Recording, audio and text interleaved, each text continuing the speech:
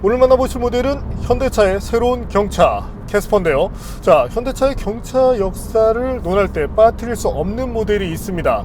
바로 아토즈죠. 당시 A2G, 이것을 모아서 아토즈라는 이름으로 나왔었고, 껑충한 키 덕분에 활용성도 좋았습니다. 하지만 그 역사가 그리 오래 지속되지는 못했는데요. 결국 그룹사에 있는 모닝에게 바톤을 넘겨주고, 이후에 현대차 라인업에서 경차는 사라지게 되죠. 그리고 정말 오랜만에 등장한 것이 바로 경차 캐스퍼인데요. 시각적으로 보이는 부분 역시 현대차답게 잘 해내고 있습니다.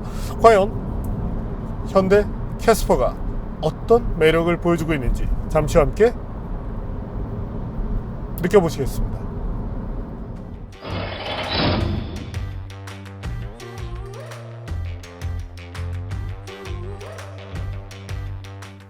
현대 캐스퍼가 인기를 끌고 있습니다. 사전 계약 첫날 18,940대가 계약됐다는데요. 온라인으로만 판매한다는 것도 독특합니다. 아예 웹사이트를 별도로 운영하고 있죠. 디자인은 매력적입니다. SUV 모습을 해서 지금까지 경차와는 다른 모습이죠. 분리형 램프 디자인도 현대 SUV와 흐름을 같이 합니다. 차체 주위를 플라스틱 소재로 감싸고 스키드 플레이트 디자인도 추가했습니다. 측면 펜더의 볼륨감도 키웠습니다. 휠 하우스도 각진 형태로 만들어 SUV 느낌이 살도록 했고요. 후면부 리어램프 디자인도 독특하죠. 독특한 도형 패턴 디자인이 곳곳에 사용됐습니다. 최근 현대차 디자이너들이 도형을 좋아하는 것 같죠? 실내는 이렇게 생겼습니다. 아이오닉 5처럼 현대 마크가 없는 투스포크 스티어링 휠이 눈길을 끄네요. 익숙한 디자인의 계기판이죠. 인포테인먼트 시스템도 최신 현대차와 동일합니다. 경차지만 많은 기능들을 갖고 있습니다. 오토 에어컨을 비롯해 USB 앞좌석 포트도 2개가 준비됐고요. 운전석은 통풍과 열선 기능도 갖췄습니다. 조수석은 열선만 지원하고요. 주행 모드도 있는데 심지어 터레인 기능까지 갖추고 있습니다.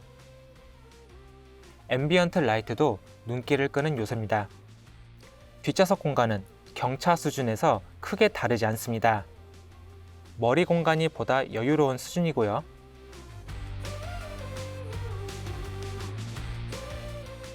나머지 공간을 살펴보겠습니다.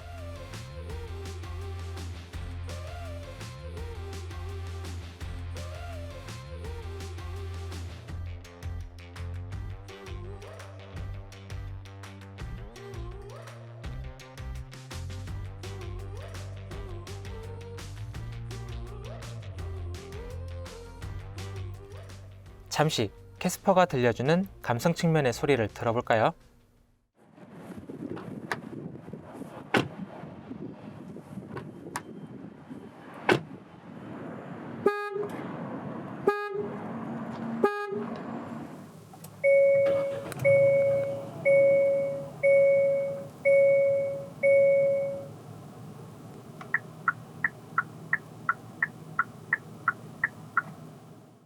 에이다스도 지원합니다.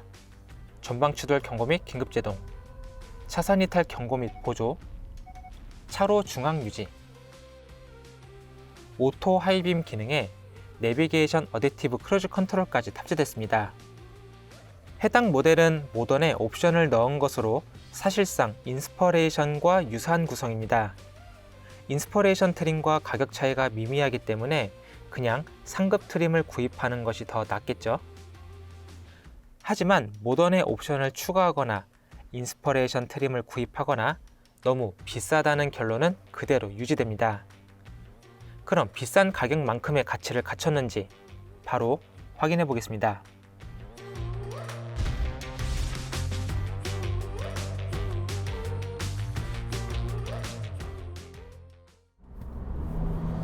자, 그럼 현대 캐스퍼와 함께 달려볼까요?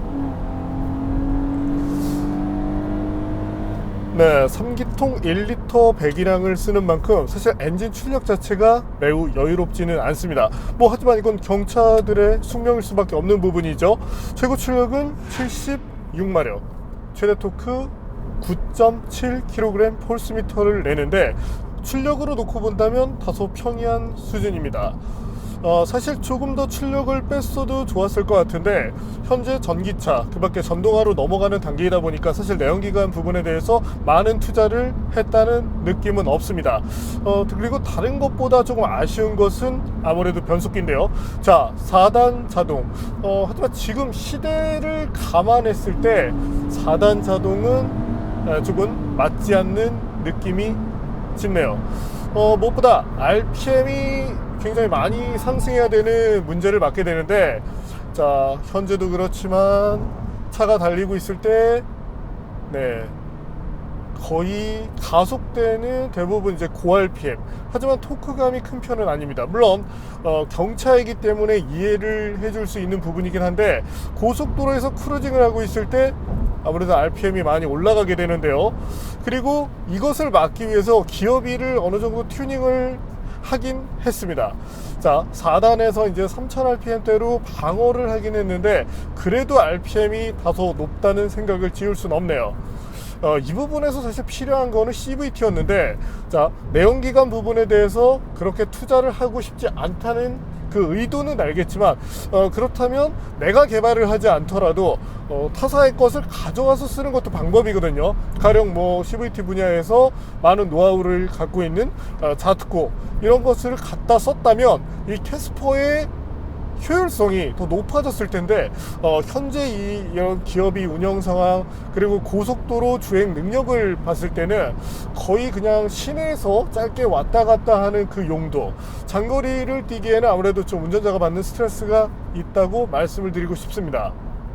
자, 요 파워트레인은 아무래도 좀 시대와 맞지 않는 그런 아쉬움을 계속적으로 보여주는 대목인데, 그렇다면 여기서 잠시 발진 가속 성능 한번 볼까요?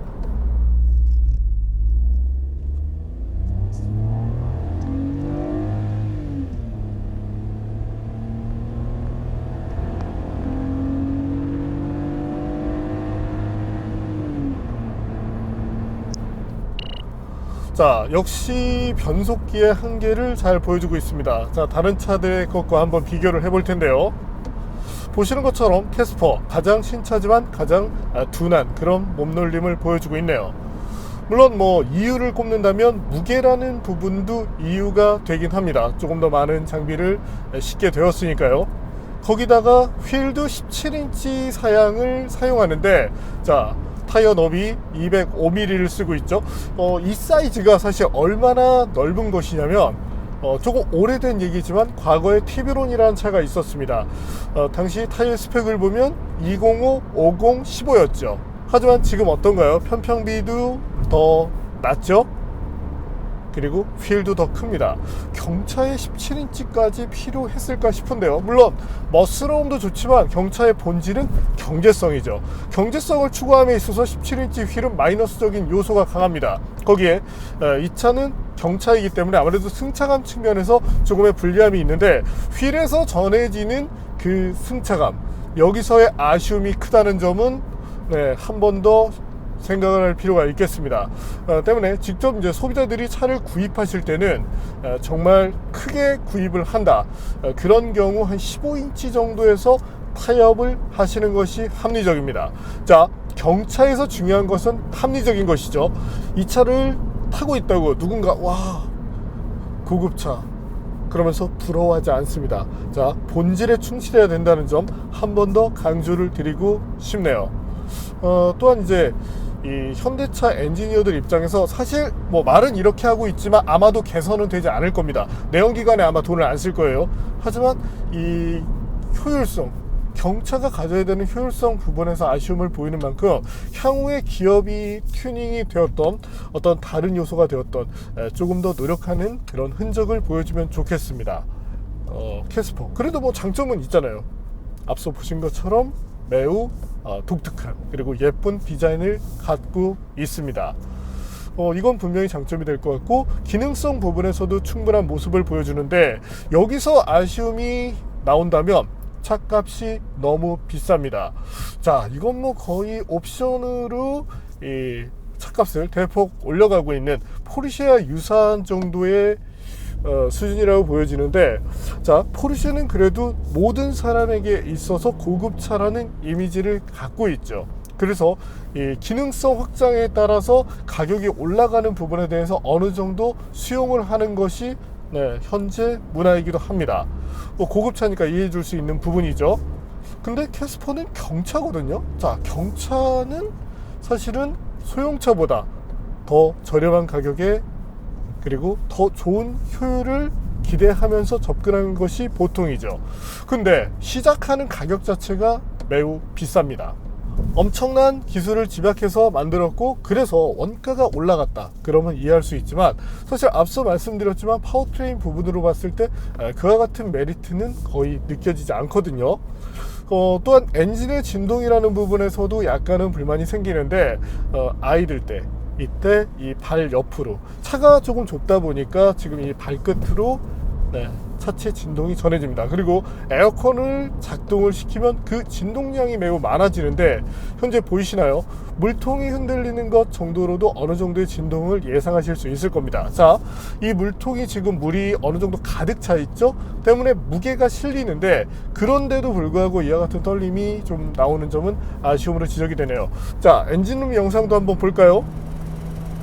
역시 진동은 조금 있는 편이기 때문에 물론 이제 3기통 엔진의 한계일 수도 있지만, 자, 약간의 진동이 있다는 부분은 소비자분들께서 감안을 해주실 필요가 있겠습니다. 자, 우리는 경차를 타면서 사실 감안해야 될 부분이 많이 있거든요. 저도 과거에 몇 년 동안 경차를 직접 소유하고 운행했던 적이 있는데, 당시 모델과 비교를 한다면 현재 모델 디자인으로 혹은 구성에서 세련된 것을 갖고 있지만 그 외에 나머지 운동 성능 부분에 대해서 크게 득하는 것은 많지 않습니다. 시각적인 부분에 너무 많은 것을 뺏긴 것 같고, 또 하나, 이 차 그냥 만들어진 모델이 아니죠. 자, 광주시와 협력을 해서 만들었습니다. 그러면서 일자리 창출, 그런 부분에 대해서는 당연히 지지를 합니다. 하지만 근본적으로 따져보면 인건비 부분이 많이 낮아졌거든요. 이것 역시 회사의 입장에서, 기업의 입장에서 보면 인건비가 가장 부담되는 요소인데, 그 부분에서 이점을 득했음에도 불구하고 차값은 낮아지지 않았습니다. 울산에서 만들었으면 한 2,500, 3,000만 원 받으려고 했나요? 그래도 기능성 부분으로 보면 에이다스라는 부분 들어가 있고, 물론 이제 기본 사양에서는 이런 것들이 제한되지만 옵션으로 넣었을 때 그래도 고를 수 있다는 것은 좋습니다. 하지만 다시 말씀드리지만 이 차는 경차죠. 여기다 1,800만 원의 비용을 지불해야 하느냐? 아니요, 아반떼가 낫습니다. 클래스에 따른 이점이 있고, 그건 주행 성능, 승차감, 그리고 시각적으로 우리 눈에 보이는 밸류에서도 큰 차이가 나거든요. 누가 봐도 경차예요. 지금은 처음이기 때문에 호기심이 갈 겁니다. 그리고 여론, 특히 언론에서 그렇죠. 와, 비싼데 좋아, 비싼데 좋아. 자, 95% 이상의 여론은 아쉽게도 현대차에 좀 좋은 말을 할 수밖에 없는 그런 이제 미디어 구조인데, 굳이 캐스퍼를 사야 한다면 기본형을 사시고 정말 한두 개 필요한 정말 그 정도의 옵션을 택하시는 것을 추천드리고 싶습니다. 현재 이 차를 놓고 보니까 저희는 그 베뉴를 놓고 봤을 때 베뉴가 썩 그렇게 나은 모델이라는 생각이 들지 않았는데, 캐스퍼보다는 베뉴가 더 월등히 낫네요. 자, 이번에는 제동 성능도 볼까요?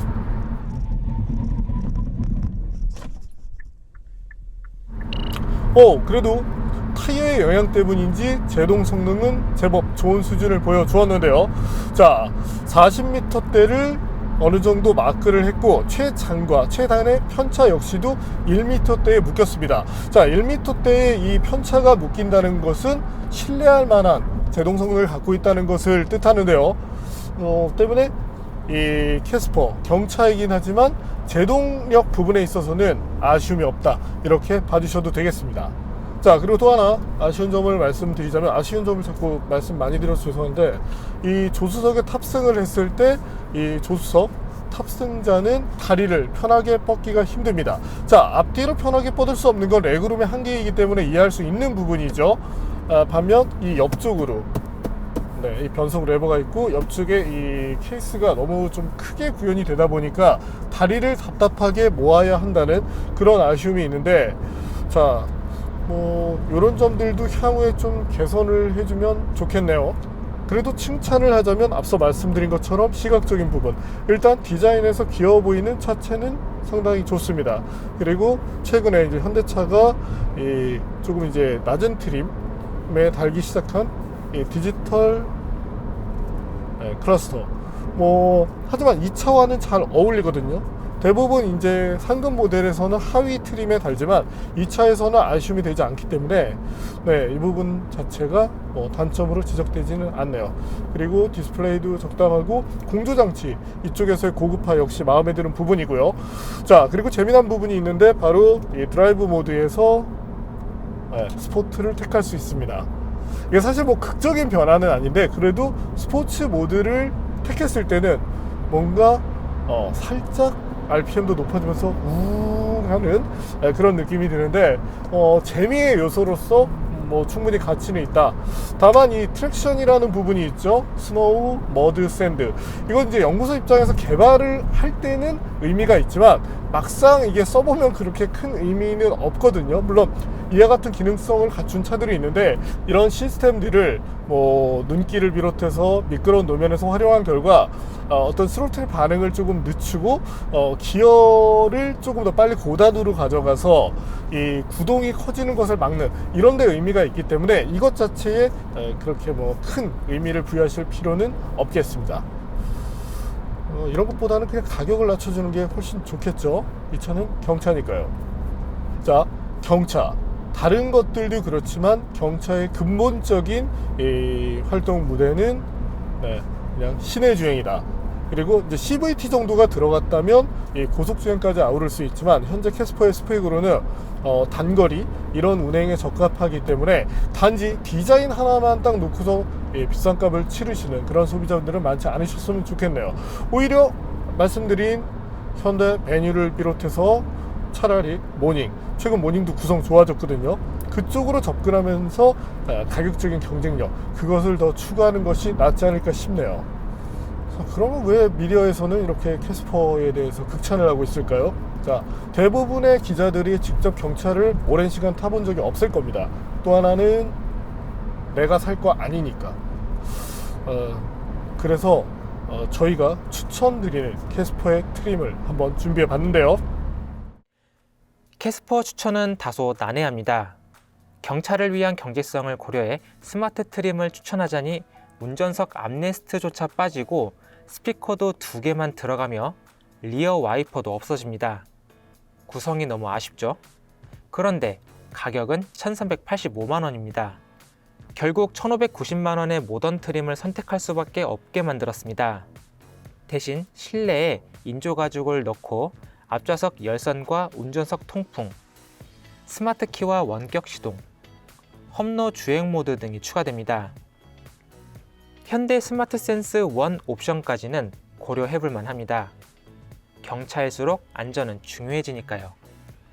하지만 현대차가 광고한 1열 폴딩 시트와 2열 슬라이딩을 누리려면 최상급 트림으로 가야 합니다. 하이패스는 시중에서 구입해서 설치하는 것이 좋습니다.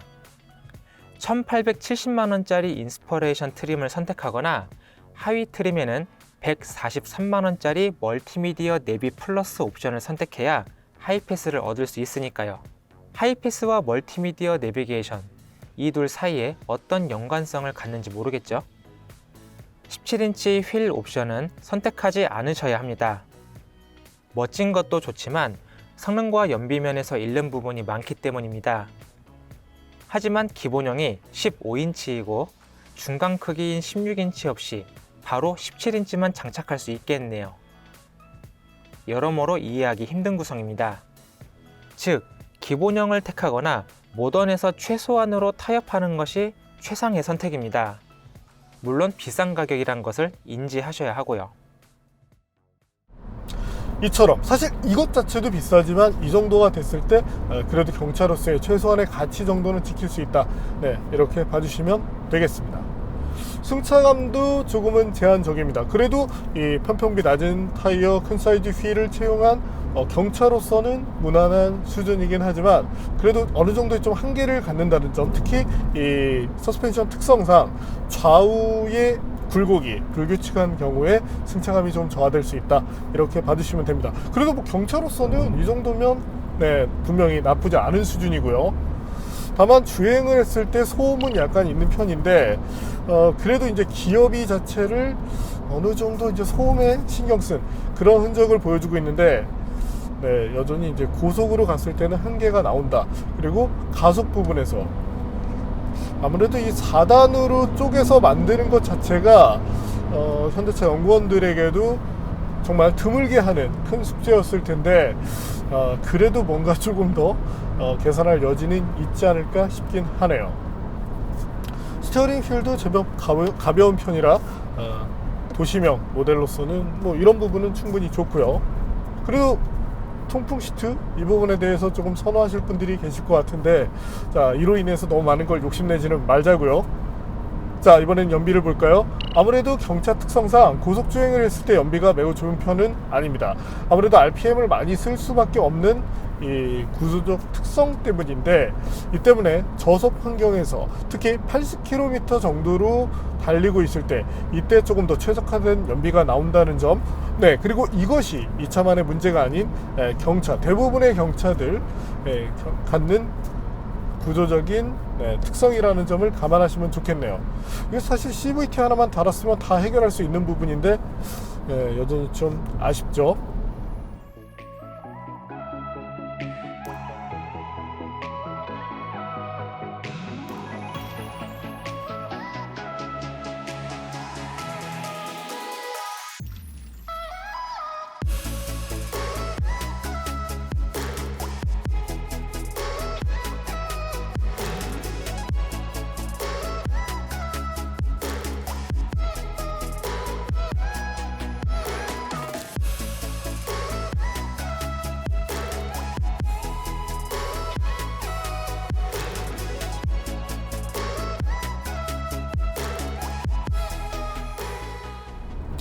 네, 오늘 만난 현대 캐스퍼, 사실 가격 하나 때문에 오늘 좀 부정적인 얘기가 많았습니다.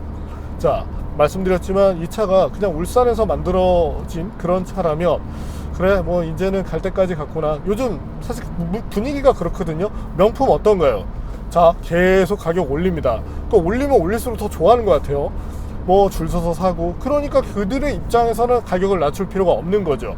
자, 요즘 국산차 어떤가요? 비쌉니다. 근데도 계속적으로 사고 불만을 제기하지 않습니다. 그러니 제조사의 입장에서 당연히 그렇지 않나요? 내가 10,000원의 물건을 파는데 11,000원으로 올렸는데 별 불만이 없어. 그럼 12,000원으로 올리고 싶고, 그럼 또 13,000원으로 올리고, 그럴수록 이익은 늘어나게 되죠. 기업에선 당연히 이윤을 추구할 수밖에 없습니다. 때문에 현명한 소비자들, 그리고 근본적으로 광주에서 만든다는 것이 결정이 됐을 때, 와, 이거 잘하면은 1000 초반 내지는 상징적으로 900 후반도 찍을 수 있겠구나. 자, 물론 깡통 트림의 경우라요. 하지만 애초에 1,300만원대를 들고 나왔고 그 가격을 제시하자니 조금 미안하니까 일부 기능을 넣었습니다. 하지만 진짜 소비자들이 좋아하는 기능은 상급 모델에서 구현되도록 만들어놨고요. 어쨌든 소비자들은 알아야 됩니다. 머리 좋은 분들 현대차에 많이 들어가 있죠. 그리고 그분들이 상품 기획을 하고 전략을 짭니다. 자, 이렇게 하면 소비자들이 얌전히 말 안 하고 지갑을 열겠지. 지갑을 여는 것은 모두의 자유죠. 하지만 비싼데 지갑을 여는 것에 대해서는 신중할 필요가 있습니다. 자, 라면과 비교를 해볼까요? 내가 라면 분식점에서 먹을 때 4,000원, 5,000원, 뭐 떡라면 5,000원까지 낼 수 있겠죠. 근데 갑자기 어느 날 이 라면이 10,000원입니다. 근데 달라진 건 없어요. 봤더니 파, 계란 토핑 정도 들어가고 10,000원을 받습니다. 자, 그럼 우리는 혹해서 10,000원짜리 라면을 좋다고 먹어야 될까요? 그렇진 않겠죠. 비싼 것, 그리고 좋은 것, 그런 것들을 구분해내는 것, 그것도 현명한 지혜 중에 하나라고 말씀을 드리고 싶네요. 자, 그리고 마지막으로 캐스퍼가 내세웠던 것 중에 하나, 자, 차박. 사실 이 차체에서 차박한다는 부분을 이해하기 힘들긴 한데 뭐 그래도 이걸 뭐 즐길 수도 있으니까요. 하지만 이와 같은 기능을 굉장히 내세웠는데 네, 이렇게 시트를 폴드 시키기 위해서는 또 대가를 치러야 됩니다. 자, 도대체 완전 옵션의 포르쉐라니까. 네, 우리는 지금 현대가 만든 포르쉐급 경차를 타고 있네요. 네, 오늘은 현대차가 만든 디자인은 정말 예쁘지만 가격은 사악한, 옵션은 더 사악한 네, 캐스퍼를 만나봤습니다. 사악하고 귀엽다고 그래야 되나? 그래서 캐스퍼인가? 캐스퍼는 사악하진 않은데